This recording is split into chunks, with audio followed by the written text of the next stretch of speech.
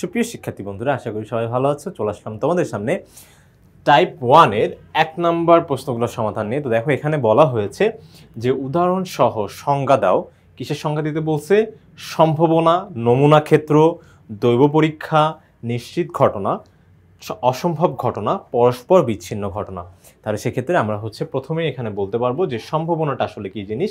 এটা কিন্তু আমাদের উদাহরণ সহ সংজ্ঞা বলতে হবে। তার মানে কি, একটা সংজ্ঞা মানে থাকবেই, তারপরে সাথে একটা উদাহরণও কিন্তু আমাকে দেওয়া লাগবে। তো সেক্ষেত্রে সম্ভাবনা কথাটা কি, যে দেখো আমরা কিন্তু এই যে তোমার দৈনন্দিন জীবনে প্রায় একটা কথা বলে থাকি, সেটা যে একটা ঘটনা ঘটার সম্ভাবনা। যেমন দেখো, শব্দটি আমরা ব্যবহার করতে পারি যে এবার এসএসসি পরীক্ষায় আকাশের তোমার পাস করার সম্ভাবনা খুব কম। তার মানে আমাদের তোমার ডেইলি তোমার লাইফে এমন অনেকেই আছি আমরা, যাদের আশেপাশে বন্ধুবান্ধব আছে, যাদের মধ্যে একজন বা দুইজন আছে যাদের পাস করার সম্ভাবনা কি খুব কম। ঠিক আছে, তাহলে আমরা আশা করি যে আমাদের মধ্যে যারা আমরা ভিডিওটা দেখতেছি তাদের মধ্যে আসলে এমন কেউ না, বাট তোমরা আশেপাশে এমন তোমার বন্ধুবান্ধব আছে যাদের পাস করার সম্ভাবনা কি খুব কম এবার এসএসসি পরীক্ষায়। তো সেই ক্ষেত্রে তুমি কিন্তু এই কথাটা ব্যবহার করতে পারতেছো, কি বলতো, যে ওর পাস করার সম্ভাবনাটা কম। আবার বলতে পারো যে তোমার যে এশিয়া কাপ ক্রিকেটে বাংলাদেশের জয়ের সম্ভাবনা অনেক বেশি। তার মানে যে জয়লাভ করতে পারে কিন্তু। ঠিক আছে, যে বাংলাদেশের পজিশনটা অনেক ভালো, প্লেয়াররা অনেক ভালো খেলতেছে। ঠিক আছে, তারপরে আগামীকাল তাপমাত্রা বৃদ্ধি পাওয়ার সম্ভাবনা বেশি। তার মানে আমাদের যদি গরমকাল হয়ে থাকে তাহলে সেক্ষেত্রে এখানে তাপমাত্রা পরের দিন অনেক বেশি হওয়ার কি একটা সম্ভাবনা আছে। ঠিক আছে, তারপর ঠিক একই রকম কি আজ বৃষ্টি হওয়ার সম্ভাবনা অনেক কম। তার মানে যে তোমার যে এত বেশি রোদ পড়তেছে যে তুমি বলতে পারো যে এখানে বৃষ্টি হওয়ার সম্ভাবনা খুবই কম। তো এই কথাগুলো কিন্তু আমরা দৈনন্দিন জীবনে নর্মালি আমরা কিন্তু ব্যবহার করে থাকি। এটাই কি মূলত সম্ভাবনা, যেখানে একটা অনিশ্চিত মানে একটা ঘটনা ঘটার একটা সম্ভাবনা আছে। ব্যাপারটা ব্যাপারটা আমরা একবারে চিন্তা করতে গেলে এটা এমন হবে যে অনিশ্চয়তার তোমার যে কোনো একটা জায়গায় মানে এটা কি ঘটতেও পারে, নাও পারে। এই যে আমরা বললাম যে তোমার এসএসসি পরীক্ষায় ওর তোমার পাস করার সম্ভাবনা খুবই কম।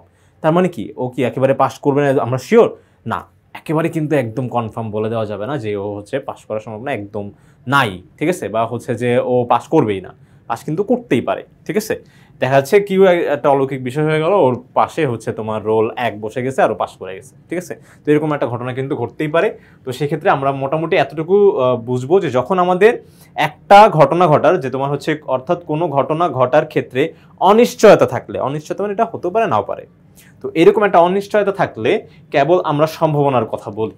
ঠিক আছে, তাহলে আর এই অনিশ্চয়তার মাত্রার উপরই ঘটনাটা ঘটার সম্ভাবনা কম বা বেশি এটা তোমার নির্ভর করা হয়। অনিশ্চয়তা মানে কি যে ও আসলে ভালো পড়ালেখা করতেছে না, সেজন্য ও ফেলই করবে।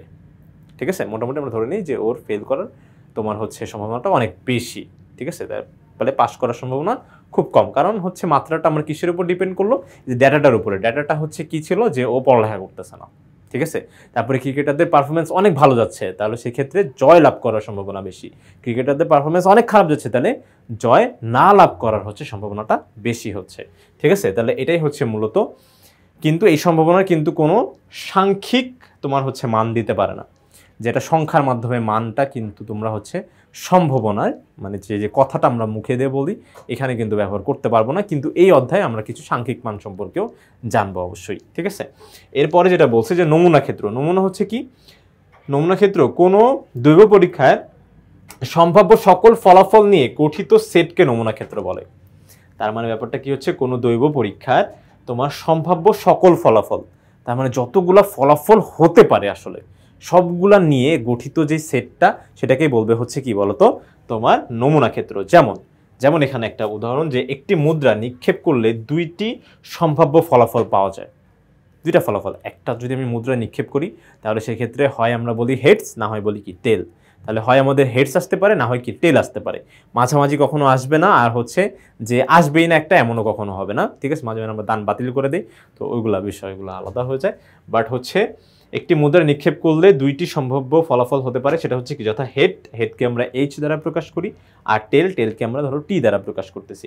এখন এই যে এস দ্বারা এ পরীক্ষণের তোমার ফলাফলের সেটকে সূচিত করলে আমরা লিখতে পারি, মানে এস দ্বারা ধরো আমি সেটটাকে তোমার বোঝাচ্ছি, মানে এস ফর সেট আর কি অ্যাকচুয়ালি।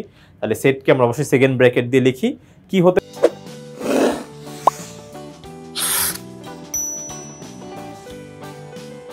হতে পারে বলতো হেড কমা টেল।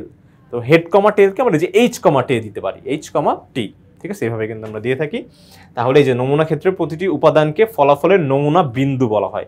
এটাও কিন্তু আসতে পারে যে সেটা হচ্ছে কি নমুনা বিন্দু। কি নমুনা বিন্দু হচ্ছে এখানকার প্রত্যেকটা ঘটনা, মানে হয় হেড আসতে পারে না হয় টেল আসতে পারে। এই যে তোমার হচ্ছে যে তোমার পৃথক পৃথক বা ইন্ডিভিজুয়ালি যে ঘটনাগুলো আছে সেগুলো হচ্ছে কি বলতো নমুনা বিন্দু হিসেবে কাজ করে। আর প্রত্যেকটা নমুনা বিন্দু মিলে তোমার হচ্ছে নমুনা ক্ষেত্রে বা নমুনা সেট তৈরি করা হয়, ঠিক আছে। আচ্ছা, দৈব পরীক্ষা হচ্ছে কি, যখন কোনো পরীক্ষার হচ্ছে তোমার সম্ভাব্য সকল ফলাফল আগে থেকে জানা থাকে কিন্তু পরীক্ষাটিতে কোনো একটি নির্দিষ্ট চেষ্টায় কি ফলাফল আসবে তা নিশ্চিত করে বলা যায় না, তাকে দৈব পরীক্ষা বলে। যেমন হচ্ছে তুমি জানো তোমার কাছে ধরো একটা থলে আছে, ঠিক আছে, এই থলেটার মধ্যে তুমি লাল বল কালো বল দিয়ে রাখছো, ঠিক আছে, তোমার ধরো একটা লাল বল আছে একটা কালো বল আছে, বা হচ্ছে তুমি বলতে পারো যে 3টা লাল বল আর হচ্ছে 2টা কালো বল আছে। তাহলে সেক্ষেত্রে তুমি কিন্তু জানো যে তুমি যদি চোখ বন্ধ করে কোনো একটা বল তুলো তাহলে হয় সেটা লাল হবে না হয় কালো হবে। সাদা হওয়ার তো কোনো সম্ভাবনা নাই, আছে বলো? সাদা হওয়ার কিন্তু কোনো সম্ভাবনা নাই, ঠিক আছে। তাহলে সেক্ষেত্রে তুমি জানো যে এখানে তোমার ফলাফলটা কি আসতে পারে, হয় তোমার লাল বল আসবে না হয় কালো বল আসবে, ঠিক আছে, কখনোই সাদা বল আসবে না বা বল ব্যতীত অন্য কোনো কিছু চলে আসবে না, ঠিক আছে, হাতের মধ্যে যে ম্যাজিক পান না যে অন্য কিছু চলে আসছে, ঠিক আছে। তাহলে সেক্ষেত্রে তুমি ফলাফল কিন্তু এখানে জানো, কিন্তু তুমি নির্দিষ্ট করে বলতে পারবে না যে আসলে তোমার কাছে কি বল আসবে। নির্দিষ্ট করে কখনোই বলতে পারবো না যে ভাই আমি যে একদম চোখ বন্ধ করে তুললেই লাল বল আসবে, ঠিক আছে। আমার কিন্তু চোখ বন্ধ করে যদি আমি তুলি তাহলে সেই ক্ষেত্রে অবশ্যই এখানে কালো বল আসারও কিন্তু সম্ভাবনা আছে, ঠিক আছে, মানে কালো বলটাও চলে আসতে পারে। তাহলে কোনো একটা নির্দিষ্ট চেষ্টায় কি ফলাফল আসবে, মানে একবার তুললে একটা নির্দিষ্ট একটা চেষ্টা করলে তোমার হচ্ছে নিশ্চিত করে বলা যায় না যে তোমার হচ্ছে যে ফলাফলটা কি আসতে পারে। তাহলে এটাই হচ্ছে দৈব পরীক্ষা, ওকে। তো একটা এক্সাম্পল আমি মুখেই বলে দিচ্ছি, তারপর হচ্ছে কি নিশ্চিত ঘটনা, মানে যেই ঘটনাটা ঘটবেই, যেমন সূর্য তোমার হচ্ছে পূর্ব দিকে উঠবেই, পশ্চিম দিকে সে অস্ত যাবেই, ঠিক আছে, এটা কিয়ামতের আগ পর্যন্ত এটা কিন্তু এইভাবেই চলবে, ওকে। তাহলে এটা একটা নিশ্চিত ঘটনা। কালকে সূর্য পূর্ব দিকে উঠবে, এটা একটা নিশ্চিত ঘটনা, উঠতেও পারে, এটা বলা যাবে না, ঠিক আছে। তাহলে সেক্ষেত্রে এই যে নিশ্চিত ঘটনা এটার মান আমরা হচ্ছে বলি 1। কোনো একটা নিশ্চিত ঘটনা ঘটার সম্ভাবনা কত হচ্ছে 1। আমরা বলি 100তে 100 হবে, এটা যে একদম 100তে 100 মানে কি একদম 100% এটা হবেই হবে। তাহলে সেক্ষেত্রে এই ব্যাপারটা কি দাঁড়ায় 100% মানে হচ্ছে কি বলতো তোমার হচ্ছে 100/100, পার্সেন্টেজ মানে 1/100, তাহলে 100/100, ঠিক আছে। তাহলে এটা যদি আমি কাটাকাটি করি তাহলে হচ্ছে কত আসবে এখানে 1, ঠিক আছে, এখানে কিন্তু 1 চলে আসবে। তাহলে কোনো একটা নিশ্চিত ঘটনা ঘটার সম্ভাবনা কত হবে বলতো 1, ঠিক আছে। আর ঠিক একই রকমভাবে কখনো যদি তোমার হচ্ছে অসম্ভব ঘটনা বলে, তার মানে সূর্য কালকে পশ্চিম দিকে উঠবে, এটা হচ্ছে একটা অসম্ভব ঘটনা। তো অসম্ভব ঘটনা কি ঘটতে পারে না, ঠিক আছে, এটা মানে একদম 0%, ঠিক আছে, 0%। তাহলে সেক্ষেত্রে এই ধরনের ঘটনা যেটা হচ্ছে কখনোই ঘটবে না এগুলোকে বলা হবে হচ্ছে তোমার অসম্ভব ঘটনা। আর এইটার মান হচ্ছে তোমার 0 হয়, এটার মানটা হয় হচ্ছে 0, ঠিক আছে, এটার মান হবে 0।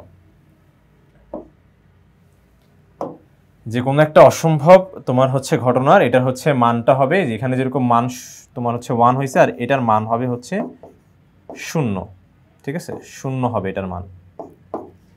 আশা করি তোমরা বুঝতে পেরেছো, এটা হচ্ছে 0 হবে, ঠিক আছে।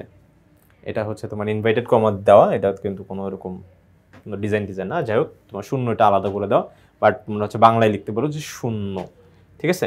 এরপরে বলছে হচ্ছে তোমার পরস্পর বিচ্ছিন্ন ঘটনা, ঠিক আছে। কোনো একটা পরীক্ষায় যদি একটি ঘটনা ঘটলে অন্যটি অথবা অন্য ঘটনাগুলা না ঘটতে পারে তবে উক্ত ঘটনাগুলোকে পরস্পর বিচ্ছিন্ন ঘটনা বলে। তার মানে হচ্ছে একটা ঘটনা ঘটলে আরেকটা ঘটতে পারবে না। যেমন ধরো একটা মুদ্রাই ধরো, একটা মুদ্রা আমি যখন নিক্ষেপ করব তখন কি হবে বলো তো, হয় হেডস আসবে না হয় টেল আসবে। যদি হেডস আসছে টেল আসতে পারবে না, কখনোই এমন হবে না একসাথে 2টা পড়ছে, ঠিক আছে, এটা কখনোই হবে না। একটা মুদ্রা যদি আমি নিক্ষেপ করি তাহলে সেক্ষেত্রে হয় হেডস আসবে না হয় টেল আসবে। যদি হেডস আসে টেল আসতে পারে না, আবার যদি টেল আসে তাহলে হেডস আসতে পারবে না, ঠিক আছে। তাহলে এগুলোকে বলা হচ্ছে তোমার অবিচ্ছিন্ন, ঠিক আছে, অবিচ্ছিন্ন না সরি পরস্পর বিচ্ছিন্ন ঘটনা, ঠিক আছে। যেমন হচ্ছে যেমন একটি নিরপেক্ষ মুদ্রা নিক্ষেপ করলে হেড আসা বা টেল আসা দুইটি বিচ্ছিন্ন ঘটনা, কেননা হেড আসলে টেল আসতে পারে না। আবার ঠিক একই রকমভাবে বলতে পারো যে টেল আসলে কিন্তু হেড আসতে পারে না। আশা করি বন্ধুরা তোমরা সম্পূর্ণ বিষয়টা সুন্দরভাবে ভালোভাবে স্পষ্টভাবে বুঝতে পেরেছো।